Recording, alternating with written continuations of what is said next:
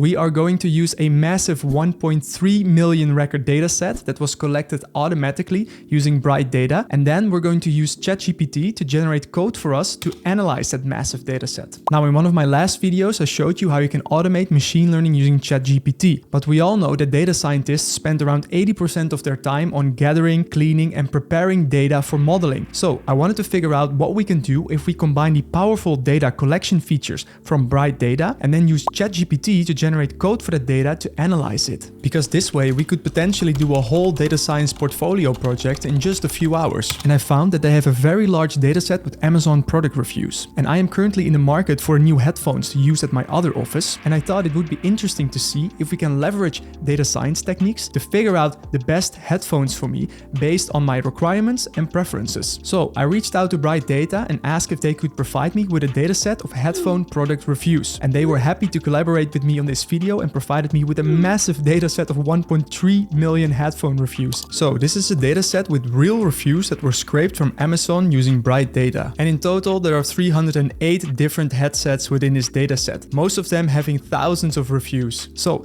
that is really exciting, and that is what we're going to dive into in this video. So let's see if we can load this up into a data frame, and it seems to go just fine, even though it's a pretty massive dataset. So we have a timestamp, product name, rating. We also have a review over here. So this is in text. And now one thing that I noticed when I was looking at this dataset is that most of the objects in there have quotes around them as well. So it's essentially captured as a string. So it would be a double quote. And we basically want to get rid of that. So let's see if we can ask ChatGPT to write a function for us. Let's see what it can do. Certainly. Okay, here's a function. Remove quotes. Oh, look, I think it did a job. That is awesome. First job successfully completed. So now that the data is in the correct format, we can actually start to play around with this. Now, again, the goal is to find the perfect headphones for me. And I basically have 3 criteria that I find important for my headphones. First of all, I want really good noise cancellation. Second, I want them to be comfortable to wear all day. And third, I want them to have really good audio quality. So let's see if we can ask ChatGPT to extract useful information from that review text column. Okay, let's see what it can come up with. All right, so it's giving us this very thorough description of what we can do. And it already started to mention something about NLP. So we can use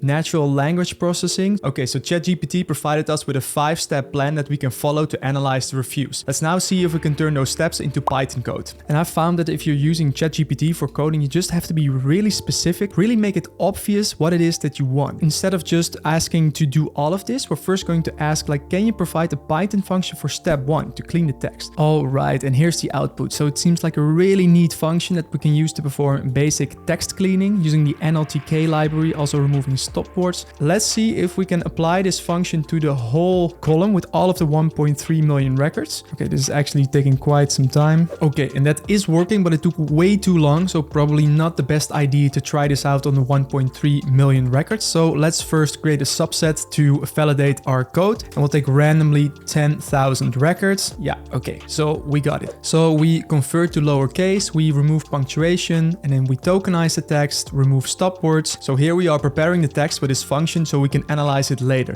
This is very common in natural language processing, but normally it takes a lot of time to engineer such a function like this. Let's make it 100,000. And now this will take some time. And now let me actually, while we're waiting for this to finish, let me show you how you can use Bright Data as well to collect your data, because this is actually really cool. And you can do this in 2 ways, which I will get into in a bit. So you can use their datasets or their web scraper IDE. But how this works, and this is actually really cool, they use a very large proxy network around the world that they use to basically target websites from different proxies from all over the world. Because if you've ever tried to scrape websites with Python, for example, you will run into things where they are going to block you. And now, like I've said, you can use Bright Data in 2 ways. So you can use the datasets that are already available, or you can use the web scraper IDE. So if we go to the products over here, you basically have the option. So I can build a scraper over here, and I can start basically from a template. So YouTube, or let's go with Amazon in this case, and it will fire up a IDE that you can use to first create interaction code. So how you interact with the page, so scrolling, clicking, etc. And then the parser code, and this is what data to parse from the website itself. Now, this is in JavaScript, and And this is a really powerful tool, but I'm not that good at JavaScript, and I'm also not really interested in building my own scrapers.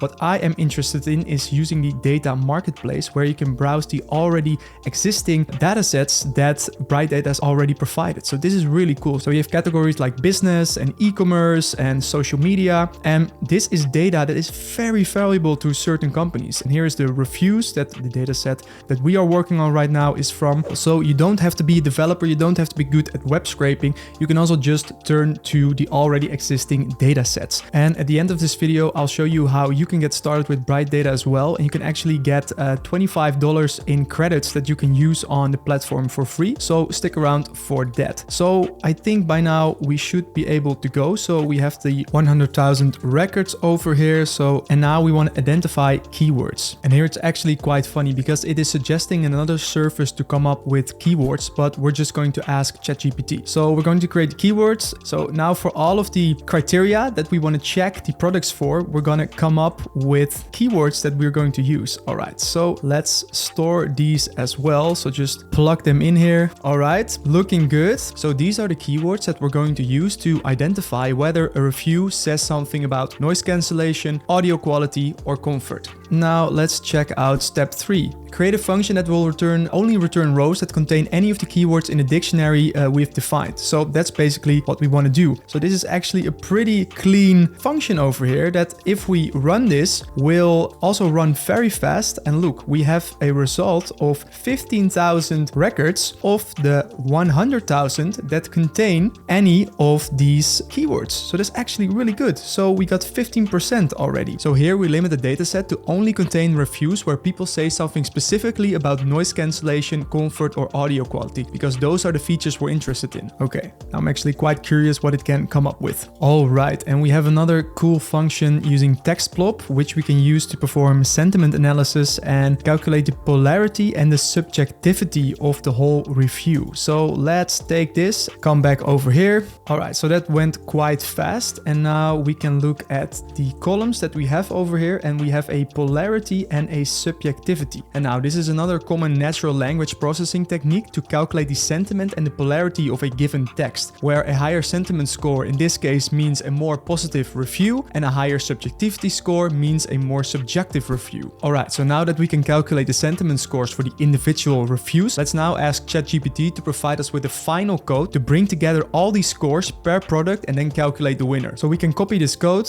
Let's just put it in here. It looks like it's calculating the polarity again, so kind of redundant, but let's just see if this works. Okay, that is completed. So let's see what we got over here. And we have products, and wow. Okay, so it seems like for all of the categories, noise cancellation, comfort, and audio quality, it is now giving us polarity scores where the higher is better. So now we want to check. So for example, this one is like ranking really high on comfort. Let's see if we can like sum this and then filter it to basically bring the highest score to the top. And that is when I stumbled upon a bug within this code. So again, always make sure, of course, to thoroughly check your code that is provided by ChatGPT. We're defining these scores over here, but then we're looping over the data frame, selecting a product, and then eventually updating this dictionary over here with the product and the scores. But since we're doing this in a loop and there are duplicate products within this data frame, because each product can have many reviews,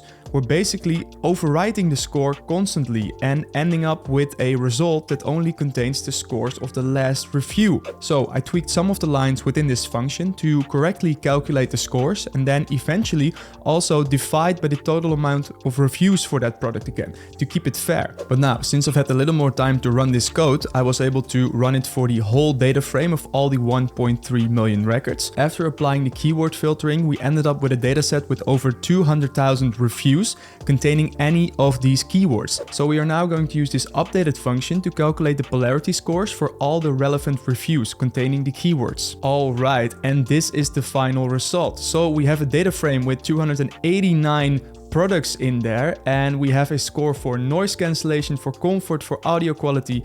We can see the total reviews, we can see the brand, and then also we have the URL. So now all that's left to do is basically sum these values over here to calculate the total score and then sort the data frame to find out what the best headphones are. Alright, so now we have to sort a data frame with the highest score on top over here. And we can start to check out what the best headphones is based on this analysis. But one thing that I see over here is that the one on top only has 8 reviews. So to make it a little fair, let's give this a filter and make sure that we at least have 50 reviews in there. Now, something else that I noticed is that there are actually many earbuds within this dataset, and I'm looking for headphones. So let's create one more filter to get rid of the earbuds. So let's apply a string contains filter, look for earbuds, and then inverse the result. Alright, and now for the grand reveal. So let's check which headphones using this method scores the highest on the polarity score using the keywords that we've determined for our criteria. Alright, so we got the URL, let's open it up, and the winner is the Eletzer Kids headphones. Alright. Okay, we can even choose some fancy colors. Yeah, nice. I love it. It's foldable, portable, HD mic for clear conversations, share the fun together, HD stereo, beautiful sound. This could be you. It seems like he's enjoying it. And now please take these results with a little grain of salt, because we have literally copied all of the steps that were provided by ChatGPT, only with little adjustments. And we can probably come up with better ways to analyze this data and make a more accurate analysis. All right, let's actually have a quick look at the runner-ups. So let's see the second one. Another Kids headphones. Again, also really good reviews. Number 3, and another Kids headphones. For 15 bucks, you can't really go wrong, I would say. So maybe it's just parents over here that are really happy that they can get an affordable headphone for their kids with decent quality. So the results are in, and now of course this was just me initially playing with this data set and seeing what ChatGPT could come up with. But by asking some very basic prompts, we were able to come up with a 5-step plan to analyze this data set, and then we created functions for each of the 5 steps that ChatGPT provided us to do. And now again, please note that we've only considered the polarity of the filtered reviews based on the keywords. So we haven't looked at price, we haven't looked at total amount of reviews, and apart from some minor tweaks and some bugs, this was actually a really cool approach that you can actually build out to make a really thorough sentiment analysis. So I'm actually really happy with the results, actually quite surprised. So in this video I showed you how you can get data in minutes using Bright Data and then using ChatGPT to generate the code. And you can do this basically for any data that is on the web. So if you want to play around with Bright Data and start collecting your own data sets, you can use the first link in the description to create an account.